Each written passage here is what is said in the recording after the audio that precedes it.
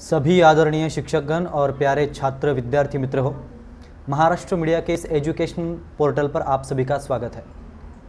अगर आपने अभी तक इस चैनल को सब्सक्राइब नहीं किया है तो सब्सक्राइब बटन को प्रेस कीजिए, साथ में दिए गए बेल आइकॉन को प्रेस कीजिए ताकि पहली से 10वीं तक सभी क्लास के सभी टेक्स्ट बुक्स के क्वेश्चंस और आंसर्स आपको सही तरीके से मिल पाएँ। आज हम देखने वाले हैं महाराष्ट्र स्टेट बोर्ड हिंदी सुलभ भारती क्लास 7 चैप्टर 2 जिसका नाम है फूल और कांटे, उस पर आधारित टेक्स्ट बुक के क्वेश्चंस और आंसर्स। तो हम शुरू करते हैं आज का लेसन और उसके क्वेश्चन आंसर्स। आपको जब जब लगता है कि आपको क्वेश्चन आंसर्स लिखने हैं तो आप वीडियो को बीच में रोक सकते हैं। तो चलिए शुरू करते हैं। पहला है स्वयं अध्ययन, जिसमें है दिए गए चित्रों से संबंधित सुनी हुई कोई भी कविता सुनाओ। तो आपको ऐसी कविता सुनानी है जो आपके टेक्स्ट बुक के पेज नंबर चैप्टर 2 के एंड में दी गई है और उसका संबंध होना चाहिए उन चित्रों से जो यहाँ पर दर्शाई गई है। अगला है बताओ तो सही। बताओ तो सही में हमें एक उपक्रम कृति पत्रिका द्वारा दिया गया है। तुम्हें कौन सा फूल पसंद है, क्यों? निम्नलिखित मुद्दों के आधार पर इसे बताना है। फूल का नाम बताना है, उपयोग बताना है और गंध बतानी है। तो हम आज देखने वाले हैं गुलाब के फूल को। गुलाब का फूल, गुलाब एक बहुवर्षीय झाड़ीदार कंटीला पुष्पीय पौधा है जिसमें कई रंग के सुंदर सुगंधित फूल लगते हैं। इसकी 100 से भी अधिक प्रजातियां अस्तित्व में हैं।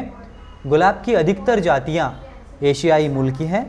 भारत सरकार ने 12 फरवरी को गुलाब दिवस के रूप में घोषित किया है। गुलाब का फूल अपनी कोमलता, सुंदरता एवं सुगंध के लिए विशेष प्रसिद्ध है और ये बात कौन नहीं जानता है। हम में से आप सभी इस बात को भलीभांति जानते हैं। अब हम देखेंगे गुलाब के उपयोग क्या होते हैं। गुलाब के फूल का उपयोग भगवान के चरणों में चढ़ाने के लिए करते हैं। गर्मियों में गुलाब के फूलों का रस चेहरे पर मलने से चेहरे पर ताजगी बनी रहती है और इसके अलावा आँखों की जलन व खुजली को दूर करने के लिए भी गुलाब जल का उपयोग किया जाता है। गुलाब के घर में महकते रहने से घर का वातावरण पवित्र एवं शांत रहता है। गुलाब के फूल से शरबत व गुलकंद बनाई जाती है जो सेहत के लिए अत्यंत फायदेमंद होती है। कान में दर्द होने पर गुलाब की पत्तियों का रस डालने से कान का दर्द राहत मिल सकता है। गुलाब के फूलों से खुशबूदार इत्र बनाए जाते हैं। गुलाब की गंध, गुलाब का फूल खुशबू के लिए विशेष तौर से प्रसिद्ध है। गुलाब की गंध, गुलाब का फूल खुशबू के लिए भी विशेष प्रसिद्ध है। इसकी हल्की, मधुर, भीनी व मोहक गंध सबके मन को आकर्षित करती है। भारतवर्ष में ऋतु के अनुसार गुलाब के 2 प्रकार माने जाते हैं, सदा गुलाब और चैती गुलाब। तो इसके प्रकार हम देखने वाले हैं। सदा गुलाब पूरे साल भर फूलता रहता है। चैती गुलाब केवल बसंत ऋतु में ही फूलता है। चैती गुलाब अपनी सुगंध के लिए विशेष प्रसिद्ध होता है। यही फूल अधिकतर इत्र और दवा बनाने के काम में लाया जाता है।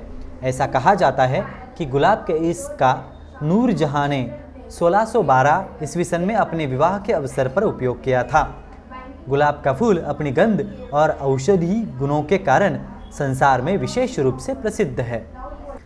अगला सवाल है खोजबीन से जुड़ा हुआ।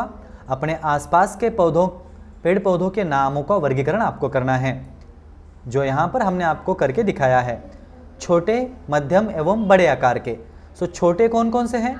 उसमें आता है गुलाब, तुलसी, बैंगन। मध्यम आकार का उसमें आता है केला, अनार और पपीता। और उससे सबसे बड़े आकार में आते हैं बरगद, नारियल और पीपल के वृक्ष। इसके बाद हम जाएंगे अगले सवाल की ओर।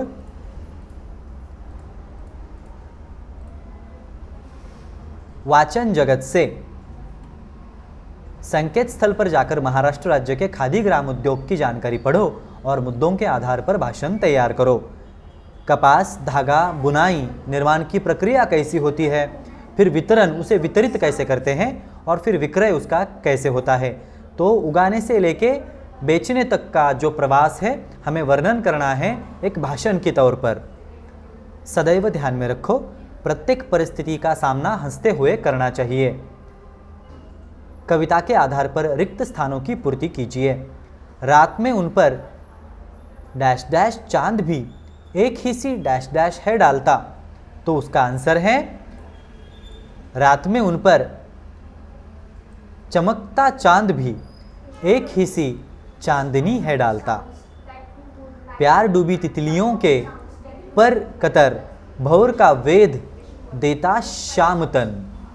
इस प्रकार इसके बाद हम देखेंगे अगला सवाल। एक या दो वाक्य में उत्तर लिखिए।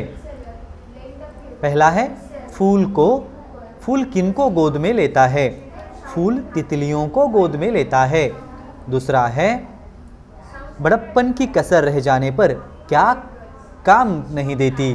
बड़प्पन की कसर रह जाने पर कुल की बड़ाई काम नहीं देती। कौन एक सा बरसता है? एक जैसा एक समान। मेघ यानी कि मेघ एक जैसा यानी एक सा बरसता है। आगे चलेंगे भाषा की ओर। निम्नलिखित वर्षों से समानार्थी और विरुद्धार्थी शब्दों की जोड़ियां ढूंढकर लिखिए और वाक्यों में प्रयोग कीजिए। तो इस आकृति को देखकर हमें यह सब वर्णन करना है। तो चलिए इसके सवाल के जवाब ढूंढते हैं। समानार्थी शब्दों से शुरुआत करते हैं। समानार्थी शब्द पुष्प, बगीचे में पुष्प खिले हैं। फूल, भगवान के चरणों में पड़ा फूल पवित्र होता है। तन, सैनिक तन मन धन से देश की रक्षा करता है। बदन, सैनिक का सारा बदन लहू लुहान था। जल, जल ही जीवन है। पानी, पानी के बिना मनुष्य का जीवन सूना है। हवा, शाम के समय ठंडी हवा चलती है। पवन, चक्रवाती पवन बहुत ही तीव्र गति की होती है। इस प्रकार समानार्थी शब्दों का वाक्यों में प्रयोग हमने यहाँ पर किया है। अभी इन्हीं शब्दों का जो विरुद्ध अर्थ है, उन सभी विरुद्ध अर्थी शब्दों के वाक्य कैसे बनाए जाएंगे वो अभी हम देखने वाले हैं।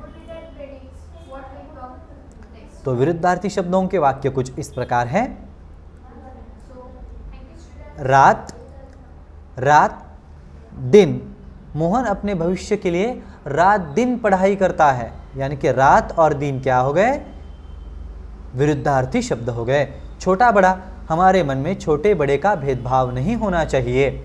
मान अपमान, राम मोहन को मान देता है किंतु मोहन ने उसके सबके सामने अपमान कर दिया।